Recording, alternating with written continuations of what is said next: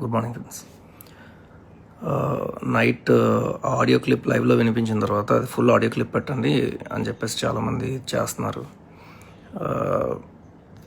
అది first of all audio clip ఎందుకు ఆ కాన్వర్జేషన్ జరిగిందని మీకు చెప్తాను.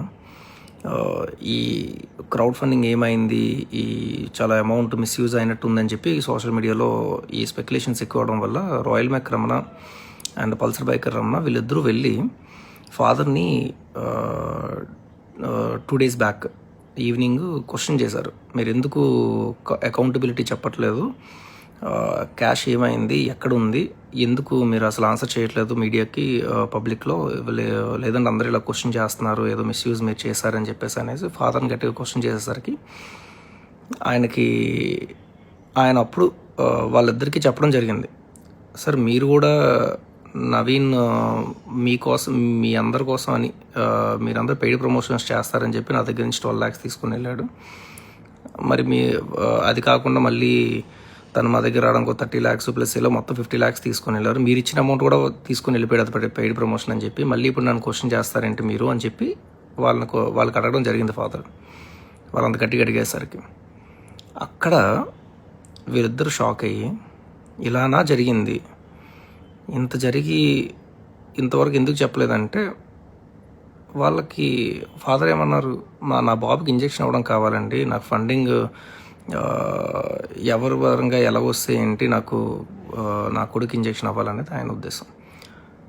కానీ అక్కడ ఫాదర్కి రియలైజేషన్ అయింది, రాయల్ మ్యాక్ రమణ గారికి ఎవరు మన పల్సర్ బైక్ రమణ గారికి ముగ్గురికి రియలైజేషన్ అయింది, ఓకే ఇందులో ఏదో జరిగింది, నవీన్ ఎంత అమౌంట్ తీసుకొని వెళ్ళాడు ప్లస్ మా పేర్లు చెప్పి ఎంత అమౌంట్ తీసుకొని వెళ్ళాడు అని చెప్పి వాళ్ళకి క్లారిటీ వచ్చింది.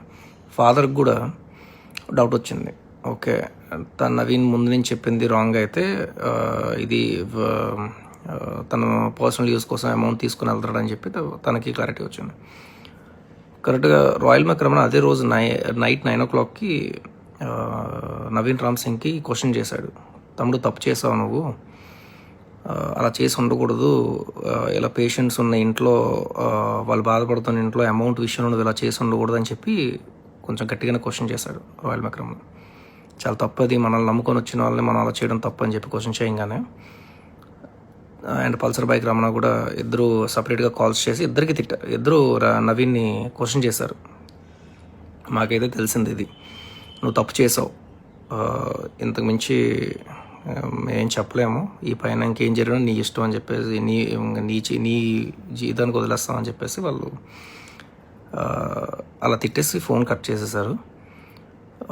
సో అప్పుడు నవీన్ రామ్ సింగ్ ఈ క్లారిఫికేషన్ తీసుకోవడం కోసం, అసలు వాళ్ళ ఇంటికి వెళ్ళి ఏం మాట్లాడారు ఏంటి అని తెలుసుకోవడం కోసం నవీన్ రామ్ సింగ్ ఫాదర్కి ఫోన్ చేసినప్పుడు జరిగిన కాన్వర్జేషన్ ఇది, ఇప్పుడు మీరు వినబోయే కాన్వర్జేషన్. నిజంగా డబ్బులు తీసుకోకపోతే నా కెరియర్ పోతుంది, పెయిడ్ గురించి మీరు చెప్పలేదు కదా, ఇలాంటివన్నీ ఎందుకు చెప్తాడు, వినండి మీరే ఒకసారి ఆడియో. విన్న తర్వాత మీ ఓకే వదిలేస్తున్నా అక్కడ ఏం జరిగింది అన్నది. పేరెంట్స్ని బ్లేమ్ చేయడం కాదు, ఇలాంటి స్కామర్స్ నుంచి కొంచెం మనం దూరంగా ఉండడం బెస్ట్. Thank you. హలో చెప్పండి అన్నా. అది కాదు, ఇప్పుడు మీరు మాట్లాడారు కదా వాళ్ళతో, అవును వెళ్ళిపోయారు వాళ్ళు, వెళ్ళిపోయారు. ఇప్పుడు యాక్చువల్ గా నాకు ఒక క్వశ్చన్ మార్క్. చెప్పండి. రమణ నన్ను అరే నవీన్ బాగానే చేసావు, హెల్ప్ బాగానే ఉంది, కానీ ఒక ఇలా కాకుండా వేరేలా చేయాల్సిందిరా, ఓకే అని అన్నాడు. ఆ ఫోన్లే నువ్వు నా తమ్ముళ్ళు అంటాడువి, లైక్ ఈసారి అలా చేయకలే అని అన్నాడు. అంటే ఎలా అన్నా, ఎలా చేయకు అంటే నాకు అర్థం కాలేదు, ఏంటి అసలు ఏంటి అన్నా. తను నాకు ఏ క్లారిటీ ఇవ్వలేదు. నాకు మీ నుండి నేను ఒకటి జెన్యున్ గా మీరు చెప్పండి, నేను ఏదైనా మిస్టేక్ చేశానా? ఏం మిస్టేక్ చేశారు? మీరైతే ఏం చేయలేదు కదా, అంటే మనం ప్లాన్ చేసిందే అంత అయింది.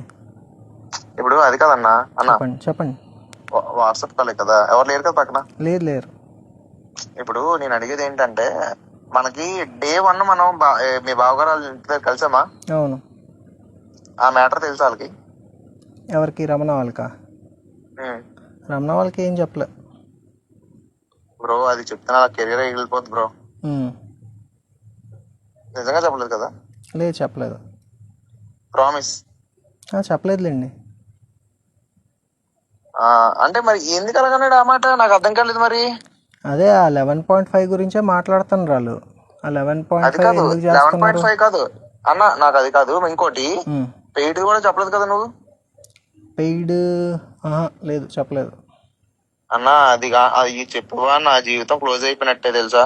ఎందుకంటే అసలు అంతా దీనికే పిచ్చెక్కించేస్తున్నారు. ఇంకా అది కానీ ఈ మన ముందు మీ బావగారితో మనం మాట్లాడింది కానీ ఆ రెండు ఎట్టి పరిస్థితుల్లో ఎన్ని సిచ్యువేషన్లు వచ్చినా మీకోసం ఎంత చేశాను అది మాత్రం నా కోసం చేయండి చాలు. ఎందుకంటే మొత్తం అందరితో గొడవ అయిపోతుంది. అంటే ఇప్పుడు మీ వాయిస్ రికార్డ్ బయటికి రాకూడదని చెప్పి గొడవకు దిగాను వాళ్ళతో.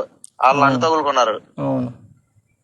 ఇప్పుడు మళ్ళీ అది అంతా రివర్స్ అయిపోతుంది. ఇప్పుడు వీళ్ళిద్దరు నన్ను ఎందుకు తిడుతున్నారు మరి? ఆ పాయింట్ నాకు చెప్తారా కొద్దిగా, నాకు అది తెలియాలి కదా. లేదు ఆ 11.5 గురించి అడుగుతున్నారు మాటికిను. మీకు ఎందుకు చెప్పారు? మాకందరికి కన్సల్ట్ చేసి చేయొచ్చు కదా 11.5, మాకందరికి చెప్పకుండా ఎందుకు చేసేసారు అవన్నీ అడుగుతున్నారు. ఇప్పుడు మీ దగ్గర క్యాష్ ఉంది, క్యాష్ లో నేను ఏమైనా అడుగుతున్నా, నవీన్ ఏమైనా అడుగుతున్నాడు అని అడిగాడా? నవీన్ ఏమైనా క్యాష్ తీసుకున్నారని అడిగారు, లేరని చెప్పాను.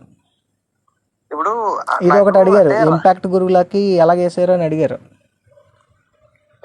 ఇంపాక్ట్ గురువులోకి ఎలాగేసారు అంటే మనం మాట్లాడుకున్నాం కదా, మనీను మీరు వేసారు అని చెప్పాను. సిఎండి మెషిన్స్ లేకపోతే వాళ్ళ తరపు నుంచి వేయించడం అలాంటివి చేశారు అన్నాను. అదైతే చెప్పాను. ఓకే, ఇప్పుడు నన్ను బ్యాడ్ గా అనుకునే పాయింట్ ఏంటి అక్కడ? ఆ క్యాష్ ఏమైంది మీకు చెప్పారా క్యాష్ గురించి అని చెప్పేసి అడిగారు. అంటే మీరు ఏమైనా క్యాష్ ఇచ్చారా నవీన్కి, అవి వేసారా అని చెప్పేసి అడిగారు. అలా అని కాదు, ఇప్పుడు మనీ అయితే వేరే ఎవరో క్యాష్ ఇస్తే అలాగా సిఎండి మెషిన్స్లో వేసారు. నాకు ఎంత ఇచ్చారని చెప్పారు అలాగా? ఒక 5-10 lakhs ఉంటుంది అన్నాను. నా ఒక్కడికా? మీకు ఒక్కడికి కాదు, అలాగా ఇంపాక్ట్ గురులోకి వేయించింది. ఓకే. అబ్బా, మొత్తం క్యాష్ అని వేయాల్సిందే. మరి మనం ముందు చెప్పాం కదా, రమణకైతే చెప్పాం కదా ఇంపాక్ట్ గురులోకి వేసామని. ఇప్పుడు చెప్పాము, అది ప్రూఫ్ లేదు కదా, క్యాష్ ఉంది. అవును, అందుకే అంటున్నాడు అలాగా. అయి ఉండొచ్చు, మరి నాకైతే మీతో ఏం మాట్లాడారో తెలియదు కదా. తేడా జరిగిందని అంటున్నాడు. అదే 5-10 lakhs దగ్గర అనుకుంటది. మేబీ దానికని ఉంటాడు. నేను ఇప్పుడు మాట్లాడేస్తాను క్లియర్ గా. ఇప్పుడు అదేంటి ఆ పాయింట్, ఇంకే పాయింట్ ఉండొచ్చు? 11.5 గురించి అడుగుతున్నారు మాటికిను. అది నాకు ఎవరికి అడగకుండా ఎందుకు డెసిషన్ తీసుకొని పెట్టేశారు అలాగా? అది క్వశ్చన్ తెలుసా? చెప్పండి. ఇప్పుడు నెగిటివ్ అంతా ఎవరు చేపిస్తున్నారు తెలుసా? చెప్పండి. గవర్నమెంట్ చేపిస్తుందన్నా నా మీద. ఓకే, నాకు ఫోన్ వచ్చింది.